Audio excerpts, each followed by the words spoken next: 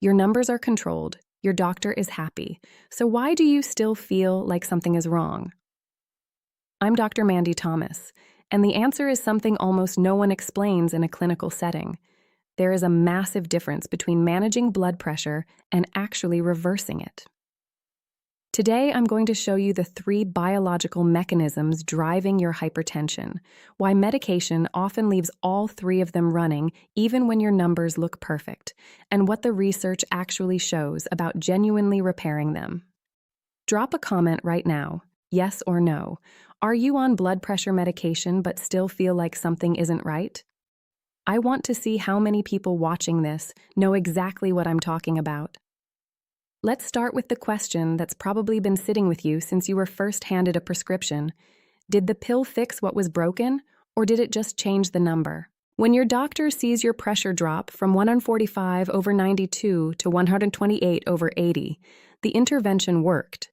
Your immediate risk of stroke or cardiac event is lower, and that genuinely matters. Medication is doing something real and important, but here's what it's often not doing: addressing every underlying driver that created the problem in the first place. Think of it like a smoke alarm going off in your house. You fan away the smoke, the alarm quiets down, and the reading looks normal again. But you still need to find out what caused the smoke. Medication quiets the alarm. What we're talking about today is finding the source. So what actually breaks inside your body to create elevated blood pressure? 3 mechanisms. Understand these and everything else starts to make sense. Mechanism 1 starts with your kidneys. Your kidneys are supposed to be master regulators of fluid balance, monitoring sodium levels and making precise adjustments in real time. When this system works, blood volume stays stable and pressure stays in range. Here's what almost nobody explains. Your kidneys don't respond to sodium in isolation. They respond to the ratio of sodium to potassium. When potassium is adequate, your kidneys get the signal they need to release excess sodium through urine.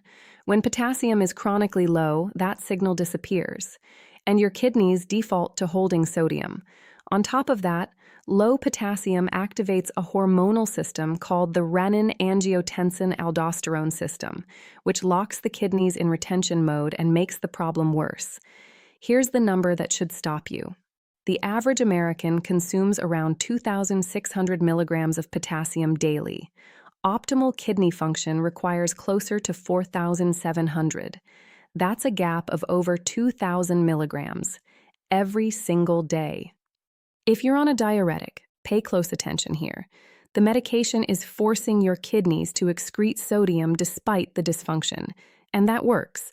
But the potassium deficiency driving the problem is still there. Stop the medication and the mechanism kicks straight back in. This is also why cutting sodium alone so often doesn't move the needle. Your kidneys are recycling virtually every milligram because they don't have the potassium signal to let it go. It's like bailing water out of a boat with the hole still in the bottom. Translation: your kidneys aren't malfunctioning because of what you're eating. They're malfunctioning because of what's missing. Mechanism 2 lives inside your blood vessel walls, and this is where most people's gut feeling that something is still wrong is actually tracking something real. Your arteries aren't passive pipes. They're dynamic living tissue that flex, dilate, and constrict based on what your body needs. The key player is nitric oxide, produced continuously by the inner lining of your arteries, the endothelium. Nitric oxide signals the muscular layer of the vessel wall to relax. Blood flows easily. Pressure stays manageable. When something damages the endothelium, nitric oxide production collapses. Vessel walls stay partially contracted. Blood pushes through narrower vessels. Pressure climbs. Research published in the Journal of the American College of Cardiology found that many people on blood pressure medication had controlled numbers, but still had damaged, dysfunctional vessel linings. The medication was suppressing the reading. The underlying dysfunction was still running. If your diet is mostly packaged and processed foods, this mechanism is especially relevant to you. Oxidative stress from poor diet is one of the primary drivers of endothelial damage, and it's something no prescription directly repairs. The cycle is self-perpetuating.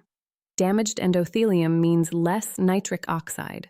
Less nitric oxide means higher pressure. Higher pressure causes more mechanical stress and more damage.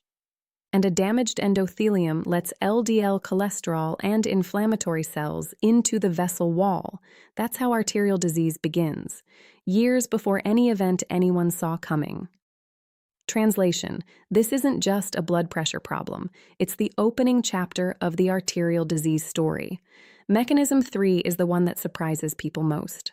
Your arterial smooth muscle cells contract and relax based on calcium. When calcium floods into those cells, vessels constrict and pressure rises. Your body has a built-in regulator, a mineral that competes with calcium at the entry points and prevents excessive contraction. That mineral is magnesium. When magnesium is adequate, it acts as a natural calcium channel blocker, a phrase your doctor may have used to describe one of your medications. Your arteries have a built-in brake. But when magnesium is chronically low, that brake disappears. Calcium enters the muscle cells unopposed. Arteries stay in a state of excess constriction. Pressure stays elevated. Nearly half of Americans don't get enough magnesium.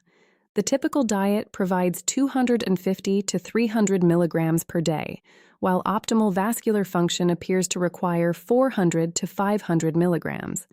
Magnesium comes from dark leafy greens, legumes, nuts, seeds, and whole grains, foods that have been progressively displaced by processed foods containing almost none. Quick self-check: do you eat leafy greens most days?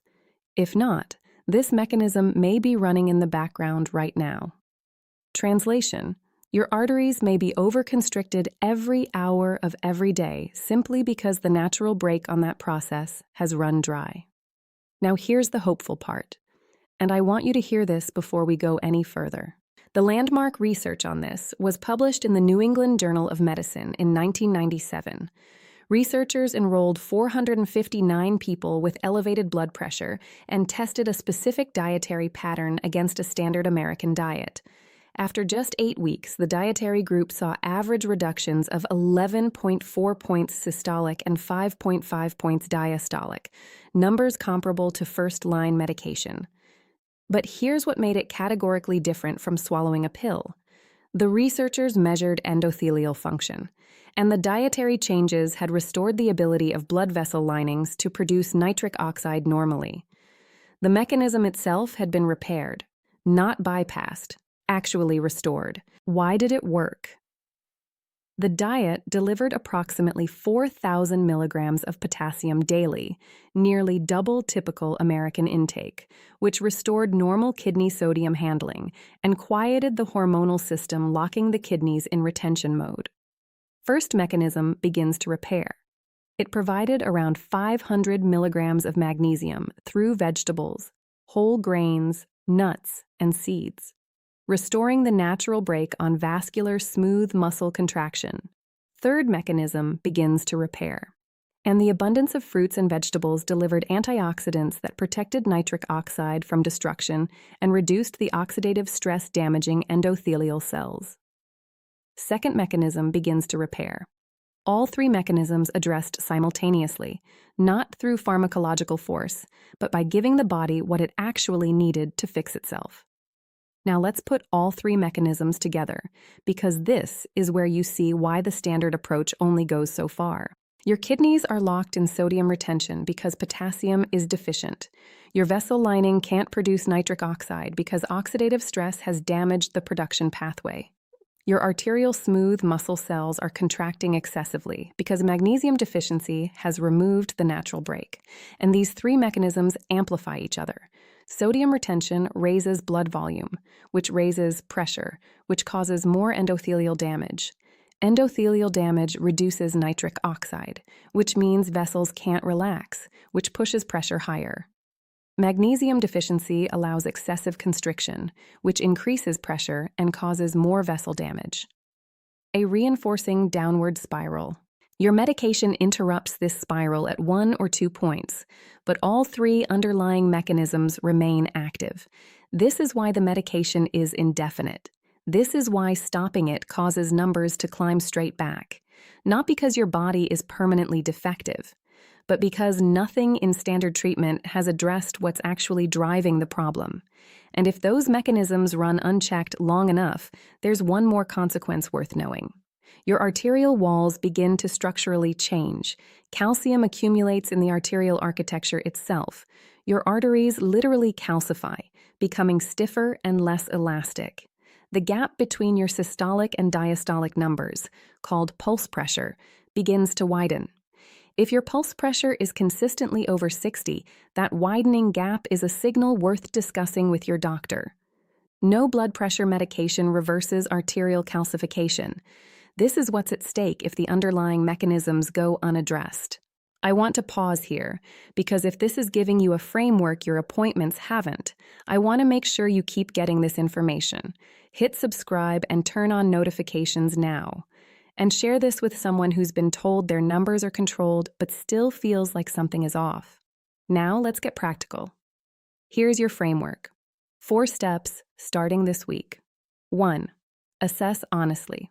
For 3 days, track what you eat and look up the potassium and magnesium content.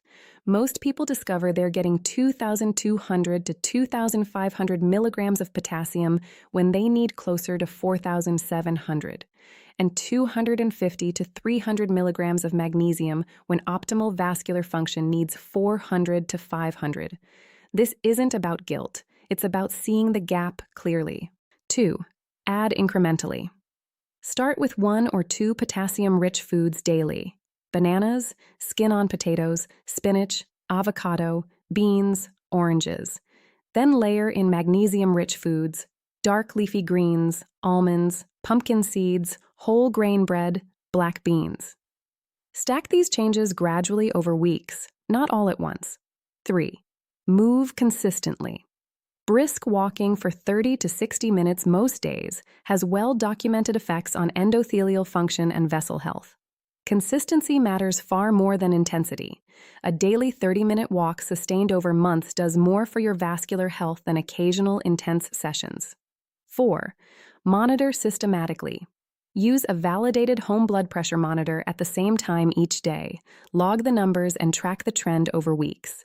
Bring that data to your appointments. It gives you and your doctor something real to work with. Tonight's action: add 1 potassium-rich food to your dinner. Tomorrow morning, check your blood pressure. 1 meal, 1 data point. Start there. Now, a direct word about your medication. Do not stop it. Do not reduce your dose without your doctor's guidance. Keep taking it while you build these changes alongside it. Your doctor is your partner in this. And if you're on ACE inhibitors, ARBs, or potassium-sparing diuretics, talk to your physician before significantly increasing your potassium intake. If you have kidney disease, potassium recommendations may need to go in the opposite direction entirely. Your specific situation matters, and these conversations are essential. I've put together a free guide, a mechanism repair starter plan with the top potassium and magnesium food sources, a simple weekly intake ladder, 3 smoothie recipes that hit your targets without counting, and a 1-page lab and medication checklist to help you discuss all of this safely with your doctor. I don't know how long I'll keep this free before it becomes part of the full program. Grab it from the description now while it's available. If this video gave you the explanation you've been looking for, drop a comment below. Tell me which of the 3 mechanisms you think applies most to you. I read every comment, and it directly shapes what I cover next. Subscribe if you haven't already. Share this with someone who's been told their numbers are fine but still feels like something is wrong.